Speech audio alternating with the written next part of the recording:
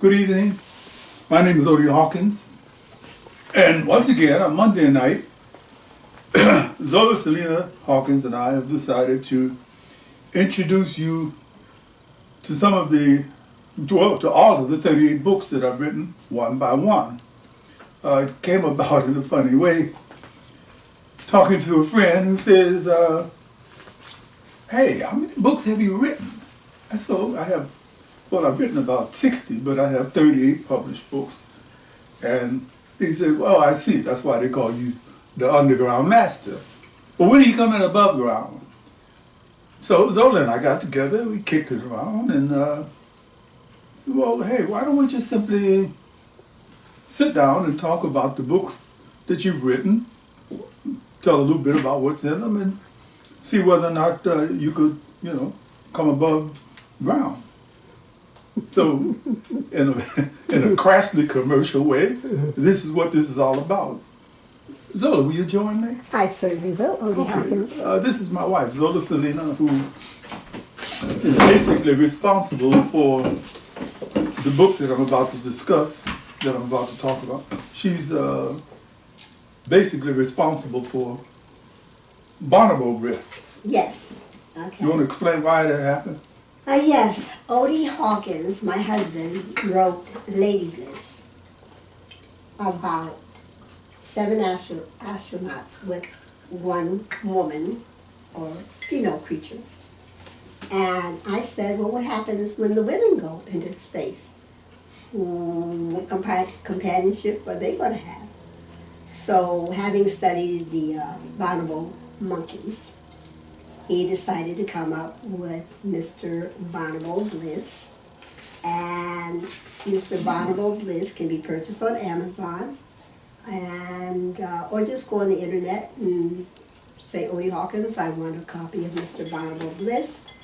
And the cover was created by artist R. She knows who she is. And it's quite an exceptional individual. Spoken like a real wife. Thank you. An exceptional man. Well, okay. Both the writer and Mr. Bonobo Bliss. Okay, except for all of the close relationship stuff. Mm-hmm. We've been having fun doing this. Well, she's helping me write books, and I'm basically being the, I don't want to say I'm the tool. That has implications, but at least the idea of how to do certain things. Very creative ideas. Also, I was inspired by the works of Octavia Butler, who is generally considered one of the very, very best science fiction writers we ever had in this country.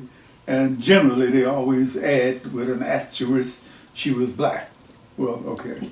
No doubt. Yeah, so in this particular case, Mr. Bonobo Bliss, you mentioned that Bonobo monkeys. Bonobo monkeys. For those who may not be very well acquainted with the bonobos, I'm not what do you call it, animal veterinarian or anything, but having studied a little bit about monkeys, primates, we discovered that the bonobo, some people say bonobo, are the primates, monkeys, who decided to settle most of their problems by way of personal affection, by making love, if you will. And it's so interesting because they have instances, they show these monkeys, the one bonobo male says to some female over there, hey, I have some banana. You want some of this? You want some of this? She says, well, yeah. And he says, well, come here and give me some of that, and I'll give you some of that. Yeah. And they do that. There's no incestuous situations happening because they don't exist. Fathers and daughters and mothers and sons and cousins and everybody's. Their society, everybody's. It has nothing to do with us. All make love, not war. And when you said make love, this has been proven to be one of the few primates that actually makes love face to face. And they kiss. And they kiss. And I read somewhere that they had to take them out of the zoos. Too active. Be too active, and people didn't know what to explain to the kids who were coming to see these things. Right. There was a book at the library, Long Beach Library, that you would get. You would fight over with the Southern gentleman. Me and a 50-year-old white guy. He told me how old he was at one point. We were running back and forth to check the book out, and whoever got to it first. One day I caught him. He had plucked it off the shelf, and he turned around and did a Bonobo on me, right? But then later I had my turn. Right. Yeah. So that's what the Bonobos are about. The female astronauts, they've named themselves, have requested, as Zola explained, they've requested not so much a male for purely sexual reasons, but they would like to have a male. Incidentally, these 7 women are straight. A friend of mine who is gay said, well, why wouldn't one of them be queer or one of them be gay? And I had to explain, that would create too many complications for me. Right. And also it would create complications for the close on board activities. And also the fact that Mr. Bonobo Bliss, he can read women. He can tell if they want to be just held, if they want to be talked to. I mean, this is a woman's dream come true. A man who can read our minds and not say, I don't understand you. Mr. Bonobo Bliss always understands. The situation became so wonderful that at the end of the mission, I'll come to the end without destroying anything for anybody who reads this. Several of the astronauts had to be treated for post-Bonobo Bliss stress disorder.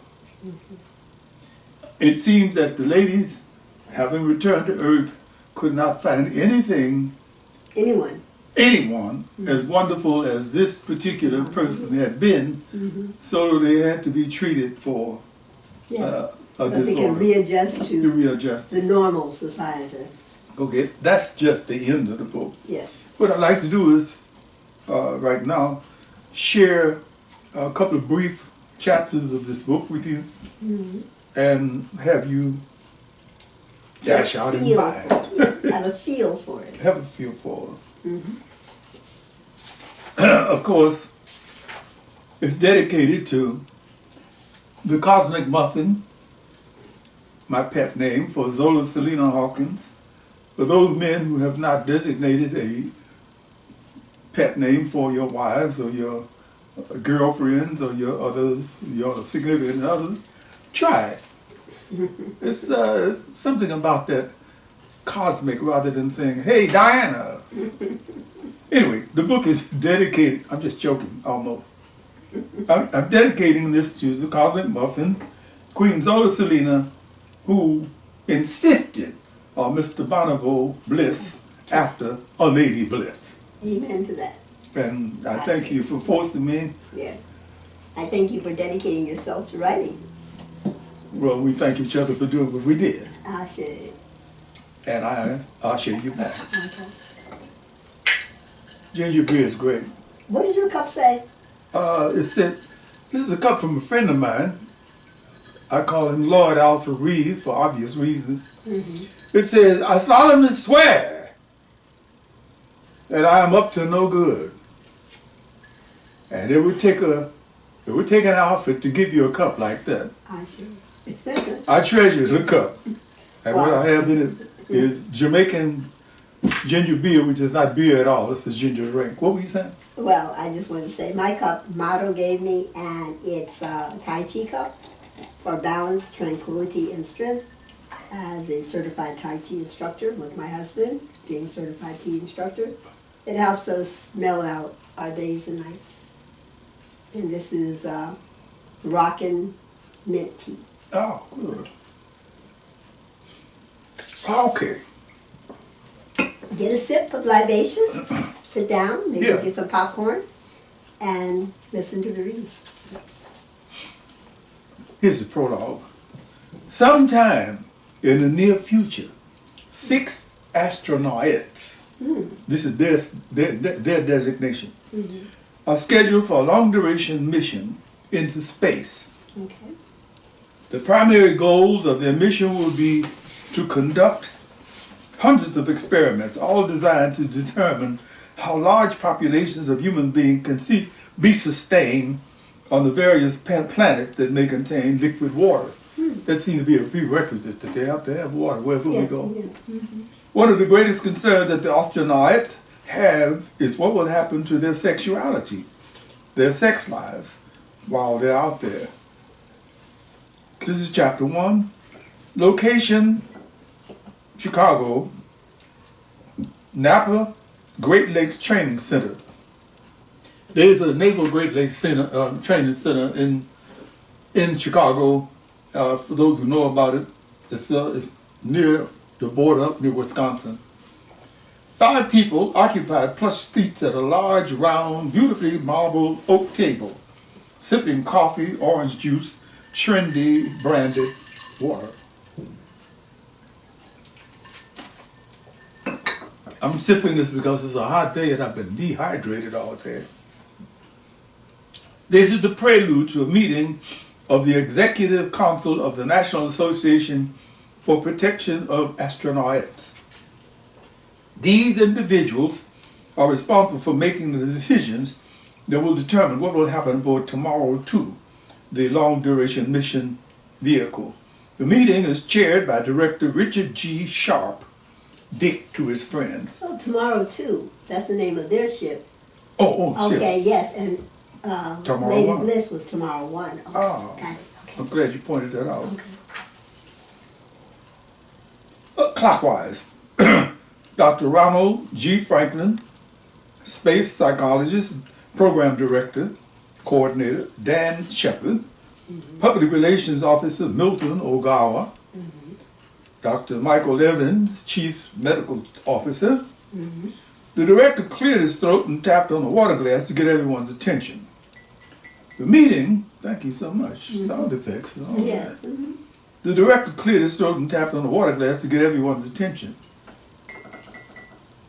The meeting is now in session. As you can see, my secretary is not here to record our discussion, and we would like to suggest that no one should take notes. Now then, having said that, let's get down to business. We all know why we're here.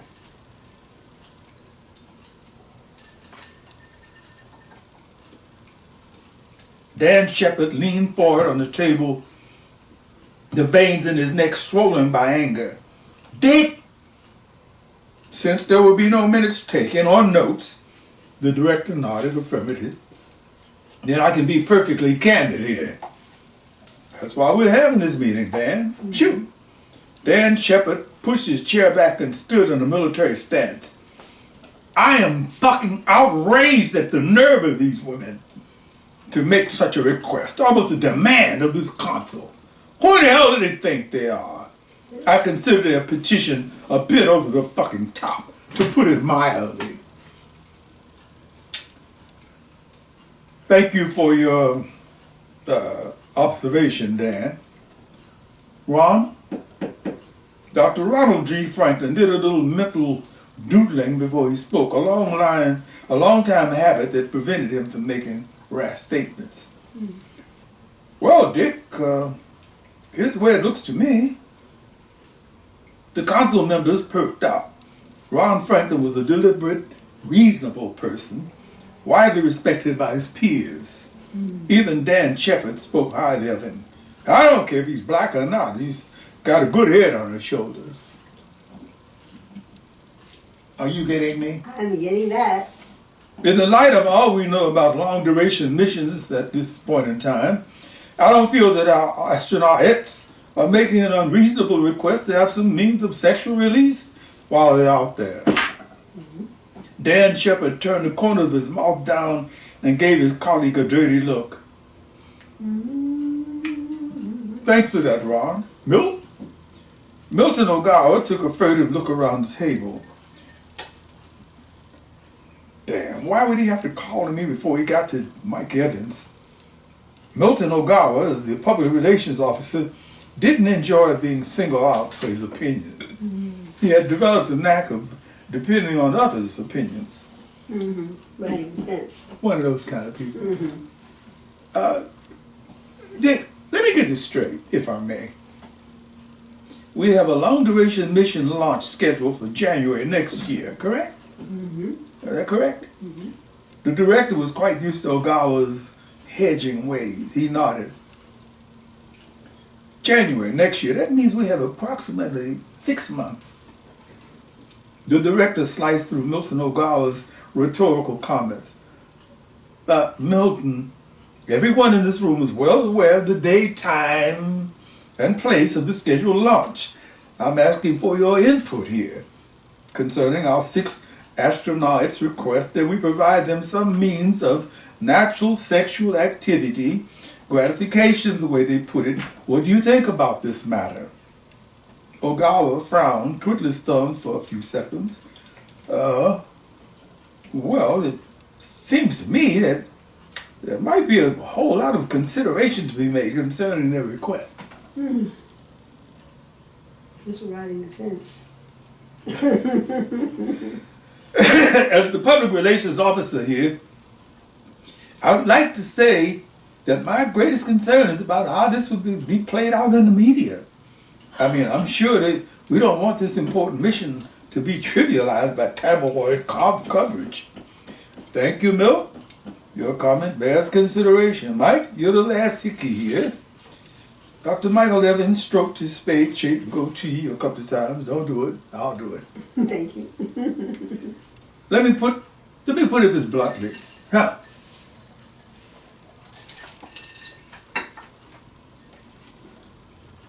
None of these women are married. So far as our files go, none of them has a serious relationship with anyone. The age range is 26, 25, 25, 25, 23, 24, and Shirley Desk, the oldest at 30. They're in the prime of life. Frankly, I don't feel it's fair. I don't feel it's fair to ask them to sacrifice their sex lives for. Dan Shepard leaned toward Dr. Evans aggressively, his eyes bulged out. These people knew going in that they'd be required to make sacrifices. That's what it means to become an astronaut. Astronaut-ette. Thank you.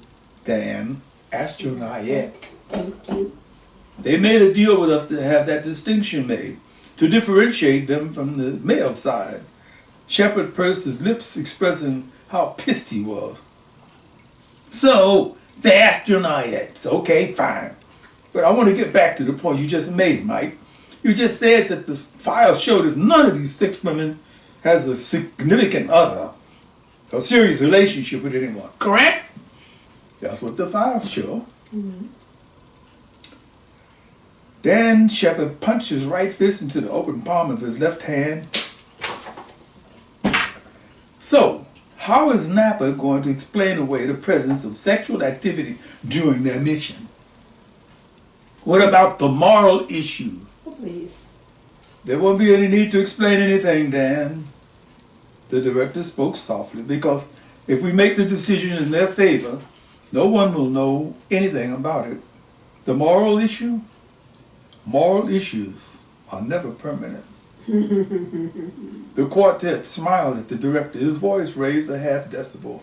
If we decide in their favor, we have many more practical considerations to make other than moral considerations. Are you with me, gentlemen?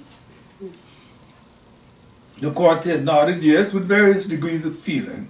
Shepard and Ogawa more than slightly anti. Franklin and Evans definitely pro. As the director of Napa, it will be my call, my responsibility to give these astronauts what they're requesting. I think you four have given me a pretty good idea of what I have to be concerned about, what I have to think about. I have a hard-thinking weekend ahead of me. Thank you for your input. We'll reassemble here at 9 a.m. Monday morning. The Napa Council members filed out Each of them focused on what they would have to bring to the table for their next meeting. Kwanzaa, that's what my parents named me. I was conceived during that time frame. Oh, That's a one of the lovely girls' name for a names. young lady. Kwanzaa. Kwanzaa A. Smith stood in front of her fellow astronauts, lounging around in the rec room sofas, her hands jammed to the pockets of her flight suit. Look, it's not that we're a bunch of horny, sex-starved nymphos or anything like that. We're just 6 normal, heterosexual women who would not like to put our sexuality, our sex lives on hold for 3 years. I'm 26 now. I'll be 29 when this mission is completed. That means I'll be spending some prime years of my life not experiencing the kind of sensual experiences that would normally occur in the average woman's life. Not to mention loss of bone density and a few other space capsule ailments. Okay, that helps to avoid that bone density and all that other stuff too, yeah. So, yeah. Is that right? Think about the physical. I didn't know that. Just throwing that in for a thought. There's research. Yes. Good for you. Activity. That's good for you. Yeah. We're not talking about romance here. No. We're talking about sexual gratification. Mildred Chan, Shirley Desk, and Fatima Bayati felt their faces flush with excitement / embarrassment of Kwanzaa's bold language. She paused to look into the eyes of each one of her friends, her fellow astronauts. Yes. Look, I don't want anyone here to misunderstand what I'm saying. I'm damn proud and pleased to be in the Napa space program. But I have to say, I was a woman before I got in the program, and I'll still be a woman when I leave the program. In addition, I have to say that I was not a virgin when I became an astronaut. I have a fairly good idea what I'll be missing during our long-duration mission. Anyone else here understand where I'm coming from? Anyone else here understand where I'm coming from? We all do. I heard that. We all do. It took a pregnant 30 seconds for Salena-Hawkins. Oh my. You forgot our name to cry, Caught you, didn't I? You sure did. It took a pregnant 30 seconds for Salena-Hawkins' right hand to hesitantly raise, followed by Shirley Desk, Mildred Chan, and finally Deborah Perlman. Fatima Bayati, Perlman's closest friend in the program, felt her bottom jaw drop with surprise. She leaned over to whisper into Deborah Perlman's ear, "Dad, you've done it? You're not a..." Yes, Deborah Perlman lowered her eyelashes. It would be hard to say whether I am or not. It wasn't what I would call an earth-shaking, moving experience, but I have some idea of what Kwanzaa is talking about, what it could be like. Fatima Bayati half raised her right hand at first and then extended it fully. A sexual experience was a sexual experience, no matter whom with or the circumstances, no matter how unpleasant it may have been. Kwanzaa nodded. So, I see everyone here has some idea of what sexuality is about. Good. It makes me feel a little more secure to know that I'm not alone in this. So, what are you proposing, Kay? Selena spoke up. What are you proposing, Kay? Hey. Shirley Desk at 30, the oldest member of the group, a self-described racial other, a natural bridge builder, responded, "She's proposing we put a little petition proposal together for the Napa Council asking for some means to have a natural orgasm from time to time." Kwanzaa spoke without hesitation. She was stunned to see Mildred Chan suddenly stand up and announce, "Okay, that's it. We're all in agreement about this. Let's get busy." Now, I'm going to have to leave it there because the following chapters are pretty long. Yes, And okay. I think you So that have gives you some an idea of the beginning of Mr. Bonobo Bliss, a.k.a. Bo. It's his nickname, Bo. Easier to say I guess, in a romance situation. Hey, Bo, how you doing, Bo?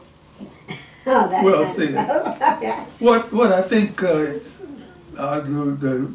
would-be reader should be made aware of is that there's a lot of tongue-in-cheek stuff going on here. Oh, tongue-in-cheek. Tongue-in-cheek. Speak about tongue-in-cheek.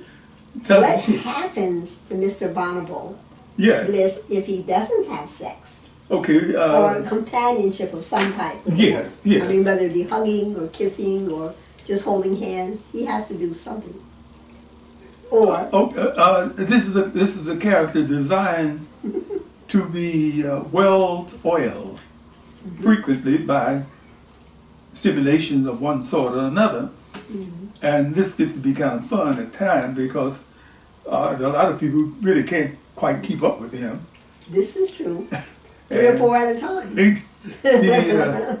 He winds up being kind of a piece of business. Well, long desire, you know. Piece of business. I mean, yes, indeed.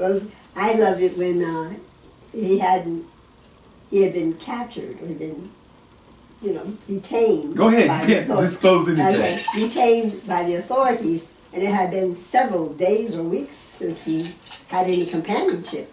And so he was really rusting, could hardly move. And so the scientists who were on his side, this humanoid, they were on his side, they hired several women of the night. Well, of the day. Sex workers. Sex workers. I like this women of the night. That's such an old-fashioned term. Well, they didn't come out at night. Okay, women of the day. How about Long Beach Boulevard? They come out in the daytime. Okay. Sex workers. And at first, they had to pay for these women to accompany Mr. Bonobo Bliss. But later, when he was ready to leave, they were like, come on back, we'll pay you, you don't have to pay anything, okay? We want some more of this, we want some more of Bonobo. More Bonobo, Mobo. And so, if every man could be a Mr. Bonobo Bliss, there would be no divorces, there'd be nothing but love all the time. I'm not going to suggest that this could be the case, but I would like to think that if the average healthy male read Bonobo Bliss with the right attitude, you might find it somewhat informative. A companionship guide. A companionship. It's not the Kama Sutra. No. It's not the Anangaranga or the perfume garden.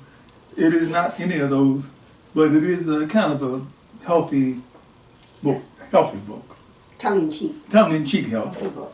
Definitely. So there's Mr. Bonobo Bliss. And you must remember to mention that who drew the cover for Lady Bliss?